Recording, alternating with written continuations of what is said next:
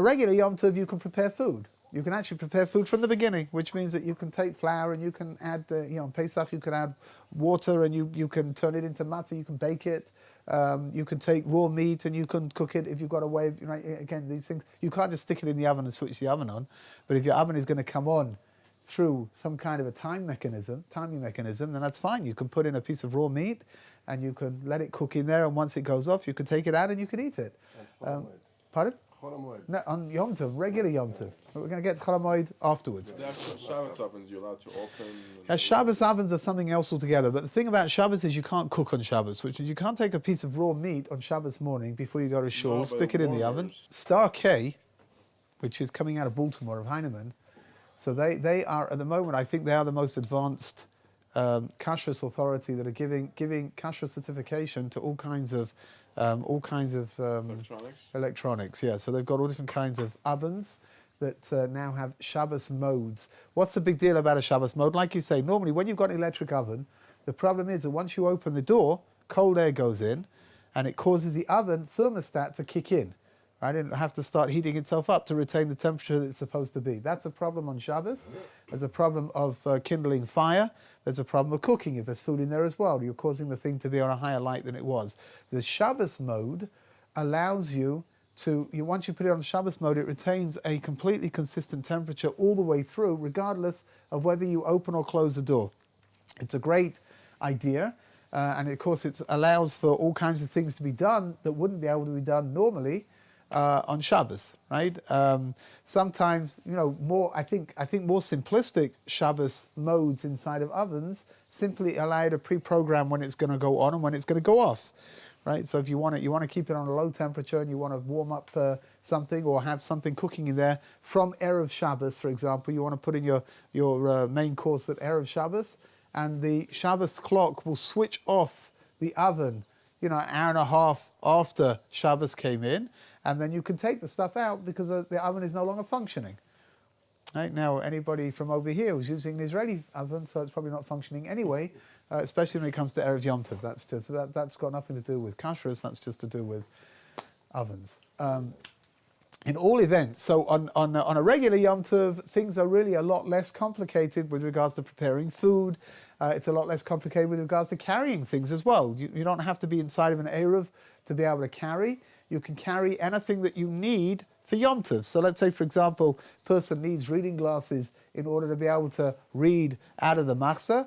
On a regular Shabbos, you can't do that. You can't carry your glasses around unless you've got an Erev. We'll talk about that in a moment, but unless you've got an Erev going around your area, so you'd have to leave glasses in shul in order to be able to read the davening. Unless it's on your eyes, no? Huh? If they're on your eyes, that's fine, right? But, again, people that need just glasses for reading, so when they put on their reading glasses, and if they're not reading, they're very uncomfortable. It's very difficult for them to see clearly, actually.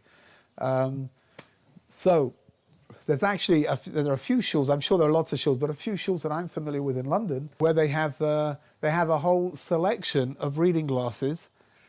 Right? Somebody donated them, all different kinds of numbers, from plus 0.5 to plus 3 or 4, whatever it is, and that way people don't have to worry. They can just come and they can borrow the glasses in the shul, and when they're finished, they can put them back again. But when there's a kiddush on Shabbos morning, there is sensorama. Mm-hmm. You can smell the kugel wafting through the shul, and it enhances your kavanah, apparently.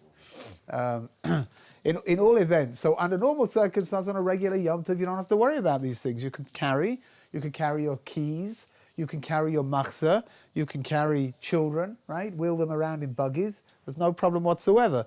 When Yom Tov falls out on Shabbos, it is a problem. What do you need when Yom Tov falls out on Shabbos, or how about when Shabbos falls out on Shabbos? That also happens occasionally. Yeah. When it's Shabbos and you're living in an area that does not have an Erev, it becomes a little bit of a problem. You can't carry anything. Carrying is not going to be defined by how difficult what it is that you're carrying is, but it's going to be defined by taking something out of what's called Reshut HaYachid, which is where you're living, into the Reshut HaRabim, which is outside of your home, into the street. That's a problem, yeah.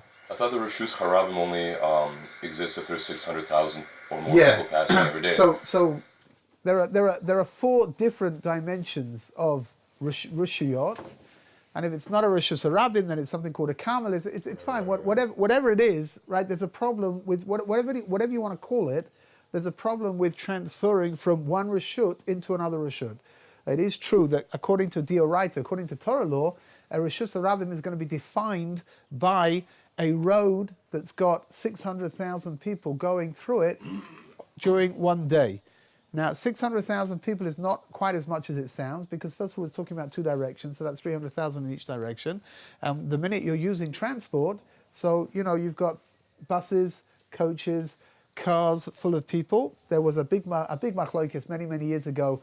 The Eruv that was put up it encompassed Ocean Parkway in Flatbush. And it was Rav Moshe Feinstein said that it wasn't, that you couldn't use it because he said that Ocean Parkway was a Rishus Harabim. The other poskim said that it wasn't, that it was okay. And that's why up till today, some people do use the Eruv in Flatbush, and some people don't use the Eruv in Flatbush. I was to just suggest if you're there, depending on the community that you belong to, probably depends on what you're going to do. But as far as we're concerned, even in inverted commas, even if the prohibition is a rabbinical prohibition or a Torah prohibition, we still got to be concerned, which means that we can't take things from outside of our apartment or outside of your house, which is Rishus HaYochid, into the street, which is going to be a different Rishut, just, again, depending on how you want. So it's a Carmelis, no? Carmelis, yeah. So, what does that mean? So on a Shabbos, it's a problem. It's a problem with a lot of repercussions, because first of all, it means you can't take your keys with you. Secondly, it means that you can't push buggies. Thirdly, it means that you can't carry anything, right, that might be needed. So what do? There's a concept called an Eruv. An Eruv is a way of encompassing, a halachic way of encompassing a whole area.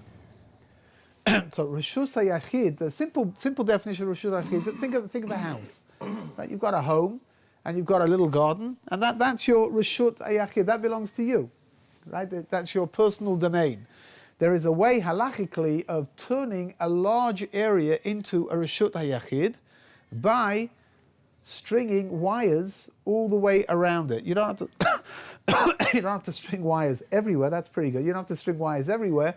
It depends on the terrain a little bit. There are some parts, for example, in the Lower East Side, where they use the banks of the river that goes around there. They use sometimes they use railway tracks. All of this, it's very complex, it's very detailed, the halachot. But once you've got an Eruv up, even though it doesn't look like a wall, right? It doesn't bear any real resemblance to a wall at all. You've normally got two metal poles and wire strung between the two of them, and it's got to be very taut. It's got to be very tight. A pair of shoes always. A pair of shoes, or at least something, normally like a piece of ribbon or something. I don't know where the shoes came from, but I always wondered where's the rest of the person, right? It's like, but they normally have a little something dangling down, so that when they can make a quick visual thing to make sure that the Eruv is still up. When you've got very heavy winds, heavy snow, all of these things sometimes have the problem that they'll bring the Eruv down, they'll snap it, right? If there's enough weight on it. So just to be sure, you've got people who go around every Erev Shabbos making sure the Erev is up. And I know, for example, the Erev in London, my brother gets an SMS every Erev Shabbos saying that the Erev is good. And if the Erev is not good, then you get one Erev Shabbos. The problem is that if the Erev goes down, let's say, for example, you bring your little kid to shul in the buggy, right? And then there's very bad weather and whatever, the Eruv goes down, then it's a problem. The Eruv turns a large area into a Rishut HaYachid, and that means now it can be used to carry in. And then without connection to 600,000 people passing. So if you've got a road going through it which has got 600,000 people, then it's going to be a problem, because you cannot encompass a Rishut HaRabim. It's not possible. Right? You've got Rishut HaYachid, Rishut HaRabim. What needs to be done in a situation like that is, the Emet says, I don't really know. You need to set up two different areas. One that stops before the Rishut HaRabim, and then the other one begins on the other side of the Rishut HaRabim, and you can't get from one side to the other carrying, which of course is going to be a problem. If there's a bridge, bridges are a little bit complicated. Underground passages are a lot less complicated. But like I said, the halachas they're really very detailed, very complex, and they require great experts to make sure that everything is working the way they work. Hold on just one second. I just want to clarify something. If there is an Eruv, you do need to know that you can only carry what you need. It's not some kind of a blanket dispensation to be able to carry whatever you want. You're not allowed to move from one apartment to another apartment on Shabbos. No, you should avoid doing that under all circumstances. But you know, let's say for example you've got a whole ring of keys, right? And really, you just need your front door key, and you don't need all the other keys that are on it. You've got no intention of using the other keys that are on it. So it's a question. The best thing would be to take the key off the ring and just use the key that you need. That you can carry. The others, you shouldn't be carrying them around. With an Eruv. With an Eruv. When there's no Eruv, then there's no possibility of carrying a key whatsoever. Yeah, so you want to say something? Yeah, I was wondering, a bridge over a motorway that's carrying 600,000 people, wouldn't that be the fourth type of domain, maybe? If it's high up enough? If it's high up enough, yeah, the question if it's high up enough. The problem is like this, because it's attached at both ends, and it's gradually going to go down, it's not so poshut anymore that it's something which is going to fit the criteria. Again, there was a lot of controversy. For example, the Eruv they put up in London, which passed over something called the North Circular. The North Circular is, according to some opinions, is what's called a Sofek Rishut Harabim.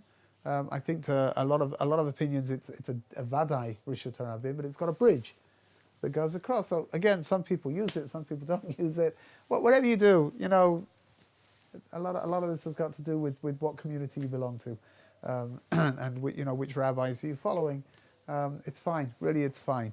But again, just to clarify, carrying is not going to be defined by how difficult it is to carry something. Carrying is going to be defined by whether you're carrying or not. So, for example, walking out into the street with a key in your pocket when there's no Eruv is a prohibition. And I don't know, let's say you've got guests coming and you need to move the sofa. So picking up the sofa in your salon and schlepping it along put it into a different room is not considered to be carrying, and it's not considered to be work on Shabbat, because that's something that's permissible to do. Again, right? We're not defining work by the difficulty. We're defining work according to the halachic definition, which has got a lot to do with creative, something which has got a creative dimension to it. In all events, on Yom Tov, a regular Yom Tov, you can prepare food, you can cook food. That's on this year. First day of Yom Tov is going to be on Shabbat. For those that are only keeping one day, so it's Shabbat. We don't have too much. All the food needs to be prepared beforehand, and it needs to be warmed up in the correct way, in the permissible way. And for those people that are keeping 2 days of Yom Tov, so when Motzei Shabbat, when Shabbat goes out, then they can begin preparations for Yom Tov, and at that point they can begin, if they want, they can start preparing food, or they can, for example, Yom Tov on Sunday morning, when they want to have fresh food, they can start preparing that in order to have it for the Suda on Yom Tov day. You don't make an Erev Tavshilin here in Israel unless, hold on a second, no, you need an Erev Tavshilin when Yom Tov is running into Shabbos. Right, not the other way round, which means like this. So when Yom Tov is running into Shabbos, let's say Yom Tov has fallen out for Rosh Hashanah, for example, over here, Thursday, Friday, and then it's Shabbos. So in order to be able to prepare on Yom Tov for Shabbos, you need to prepare what's called an Erev Tavshilin. That's something else altogether. That's putting aside a little piece of two different kinds of food and making a bracha over them. And that's as if that before Yom Tov you have to do that. And so now you started prepare for Yom Tov already, for Shabbos already. And then you can prepare on Yom Tov in order to have food for Shabbos. What's the problem? The problem is that under normal circumstances, even though you're allowed to cook on Yom Tov, you're not allowed to cook more than you need on Yom Tov. Right, which means, let's say you've got, you want to prepare fresh food for your guests that are coming, and you've got 10 people are going to be sitting down at your Yom Tov table. You can prepare for 10 people, ample for 10 people, but you cannot deliberately prepare for 20 people in order to be able to have, the next day, to be able to have food for the next day. right? So you've got to be careful again. Yom Tov, you should only be preparing on Yom Tov things that you need for Yom Tov, and you should not be preparing things that need to be, that you're going to use once Yom Tov is over. Saturday this year it's in Saturday night onwards. Again, for us living here in Israel, only keeping one day of Yom Tov, so it's less complicated. We just have Shabbos, so it means all the food has to be prepared beforehand, and whatever is prepared is going to be eaten, and whatever is not prepared, presumably, is not going to be eaten. You can get a 3-day Yom Tov in Israel, right? If you have Rosh Hashanah before Shabbos. Sure, Rosh Hashanah, Thursday, Friday, Shabbos. That's the only. I think so. Thursday, Friday, Shabbos. It's long. There's no doubt about it. In Chutz La'aretz, it occurs relatively regularly. Sometimes if you've got Yom Tov falling out on the Sunday, so you can have Shabbos Sunday. So for example, this year Shavuot is going to be on Motzei Shabbos and Sunday, right? That means that for here in Israel we're going to have Shabbat Yom Tov. In Chutz La'aretz it's going to be Shabbat Yom Tov Yom Tov. Right? It'll be 3 days worth of Yom Tov. So Lemaisa, with regards to Yom Tov, things like electricity are exactly the same as for Shabbos. So you can't put on the lights, you can't switch off lights, you can have them come on and off with a time switch. That's okay. Or you can have the what's it called, the Shabbos lamp, which is some typically American invention where the light stays on the whole time, and you can just swivel a protective case around it, and it either turns it off or doesn't switch off the light. The light's on the whole time, but it blocks out the light or it lets the light in, depending on what you want. So that's with regards to electricity. Hot water. So over here in Eretz Yisrael, hot water is normally produced by a dud shemesh. A dud shemesh is solar power. You've got reflectors up on the roof, and you've got a drum up on the roof which is full of water, and the reflectors are heating the water up. It actually heats it very, very hot. When Baruch Hashem, when there's enough sun, it doesn't need to be a lot of sun. It makes the water very, very hot. Water like that can be used on Yom Tov.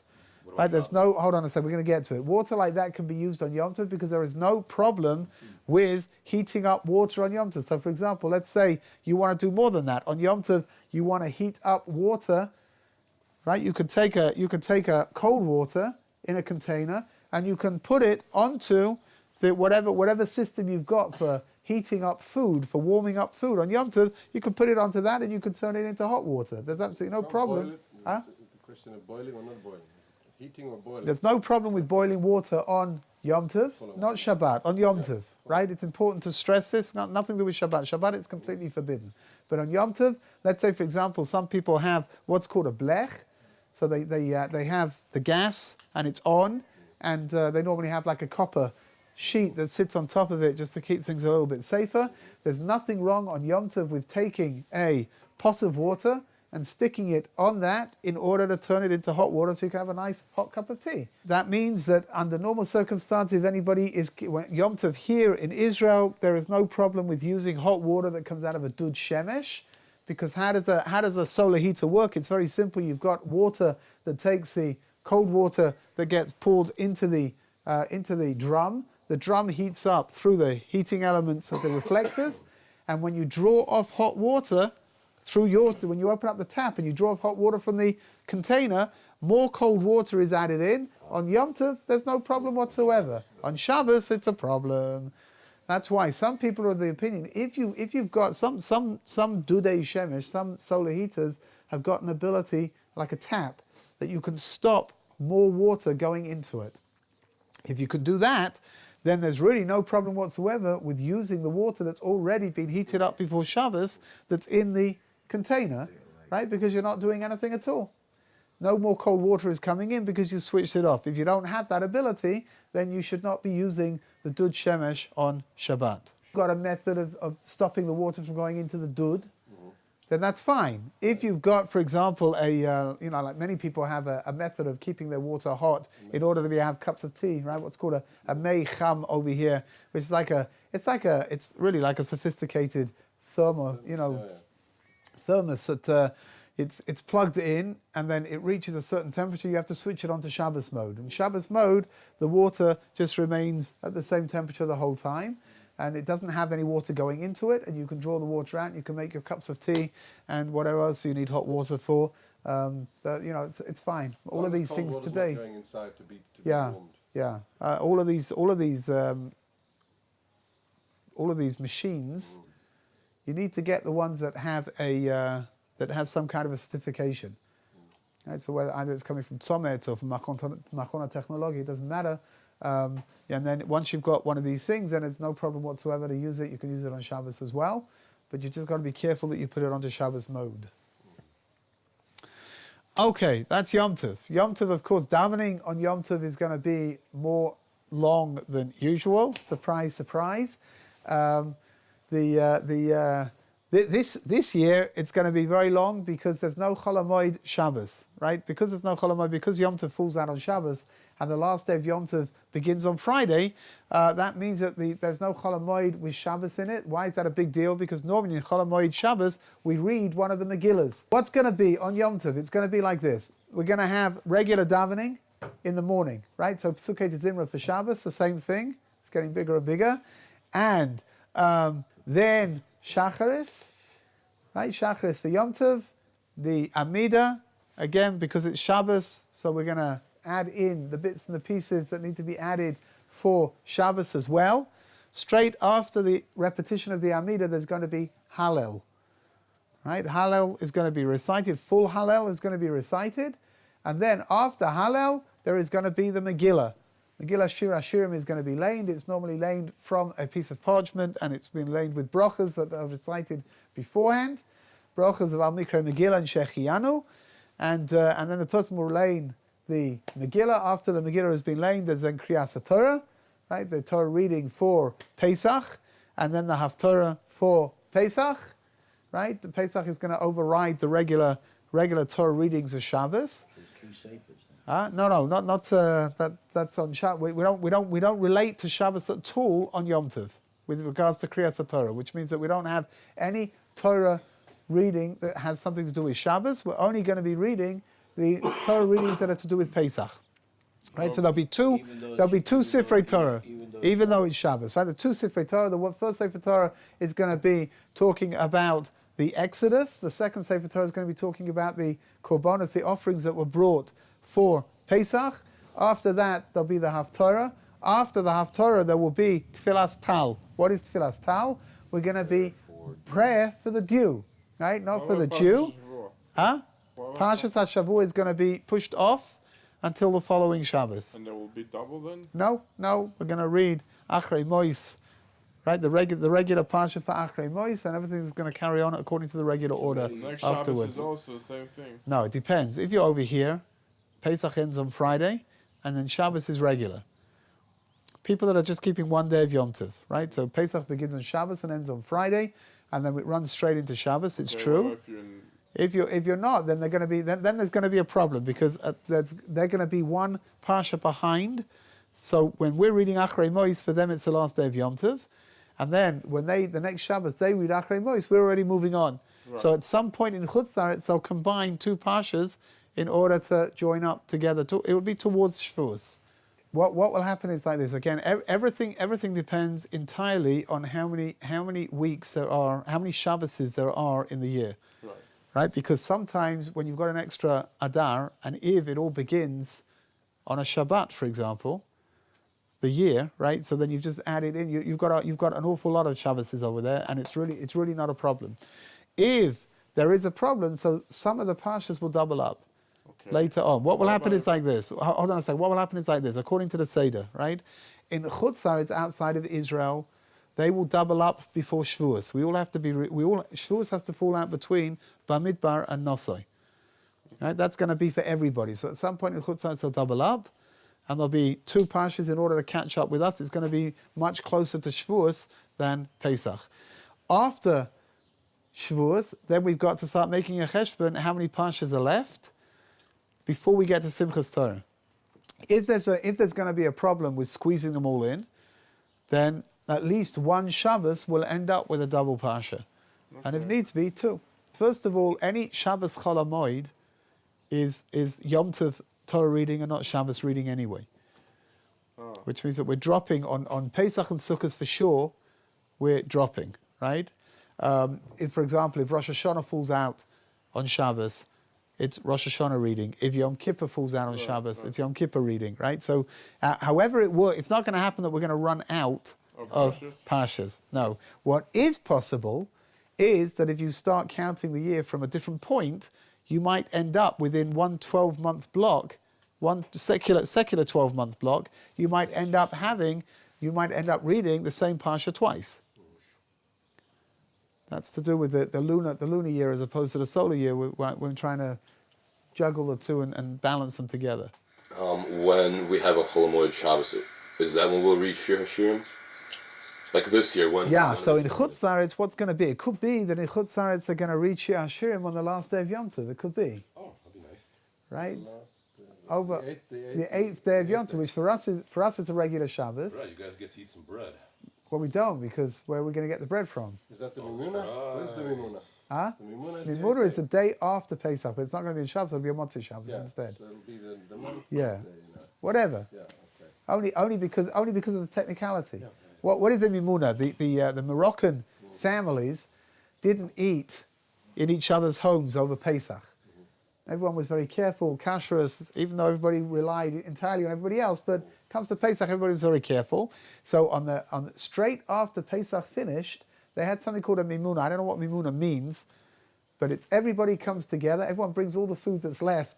They bring them, and they also make some delicious like pancake-like things, like waffle-like things, whatever they are. There is a Kabbalistic concept that on the last day of Pesach, which is when the Jews went through Yam Suf, they went through the Red Sea. So there's a big thing about the Mashiach is going to come, right? This is when we became a nation. HaKadosh Baruch Hu promised us that if we do what we're supposed to do, then He'll look after us.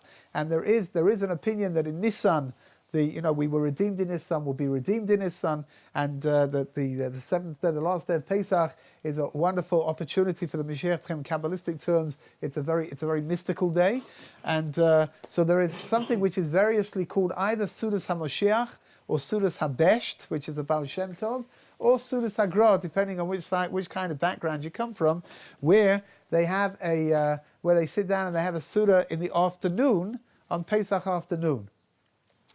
My mother always used to claim that the reason was really because you've got to get rid of all the mounds of leftover matzah. They've got to be eaten somehow.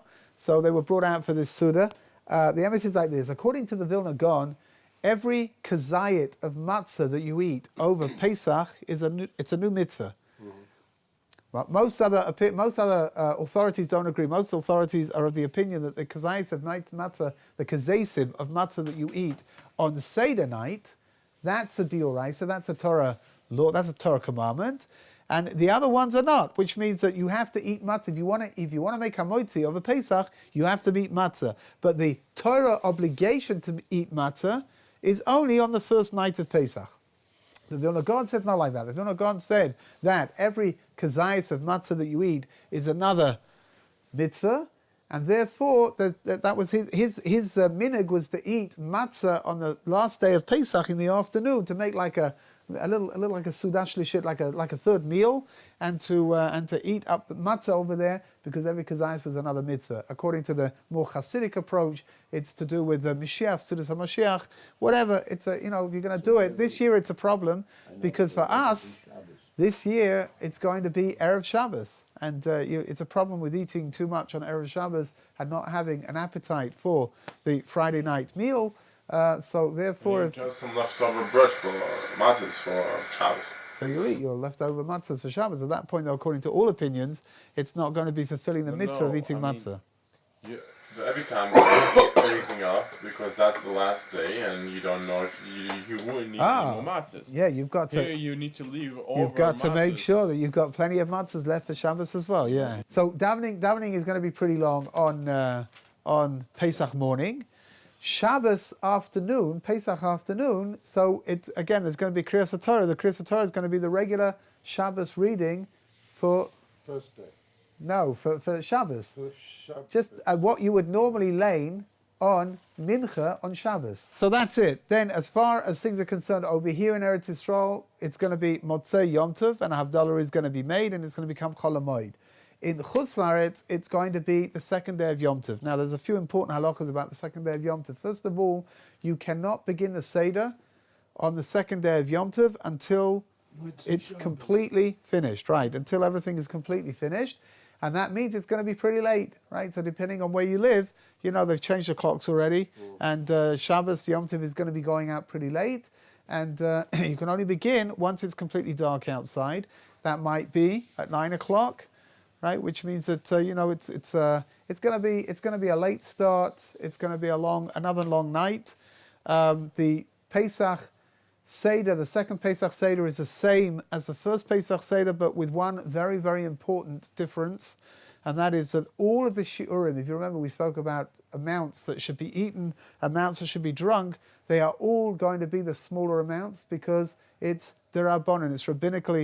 It's a rabbinical obligation and not a Torah obligation, which means that we can rely on the smaller amounts, and that's going to make it just a little bit easier, and also you have more time to be able to eat it inside of. The fact that there's a second Seder is a rabbinical obligation, and that means that all the things that we're going to do are going to be rabbinical, and that allows us to tap into the smaller amounts and the longer time to be able to eat and drink all the things that need to be eaten and drunk. You're still obligated with everything, right? You're obligated with the 4 cups of wine, you're obligated to recite the Haggadah, and you're obligated to eat the matzah and the maror, and you're also obligated to have a meal as well.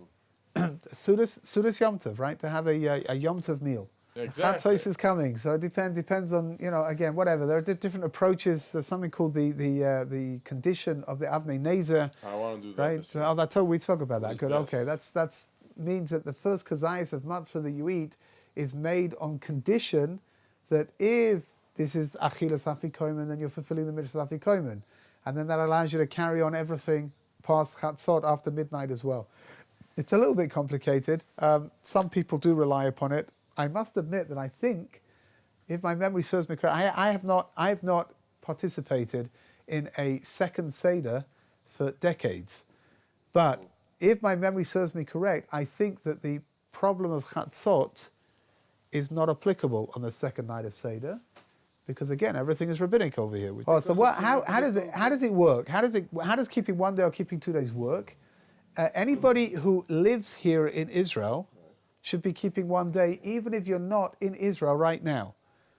Right, which means that if you've got somebody, let's say you've got somebody who lives over here in Israel and he went back to Chutzah, he traveled out of Israel to be together with family over Pesach, he should only be keeping 1 day of Yom Tov, and his Pesach is 7 days long and not 8 days long. Baruch Hashem, this year there's really no big deal because everyone's keeping 8 days anyway, because the last day of Yom Tov runs into Shabbos anyway. There's nothing can be done about it.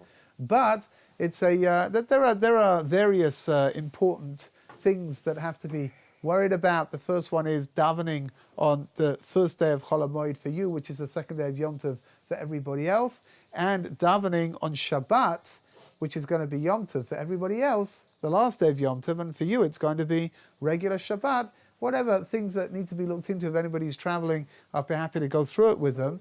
Hold on a second. People who are living in Chutz La'aretz, even though they're here right now.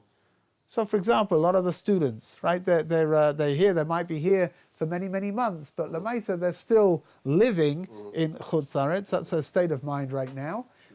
They should be keeping 2 days and not 1 day, even though they're here. It's not enough just to be in Israel. It's got a lot to do with being in Israel and where are you living and what your future plans are.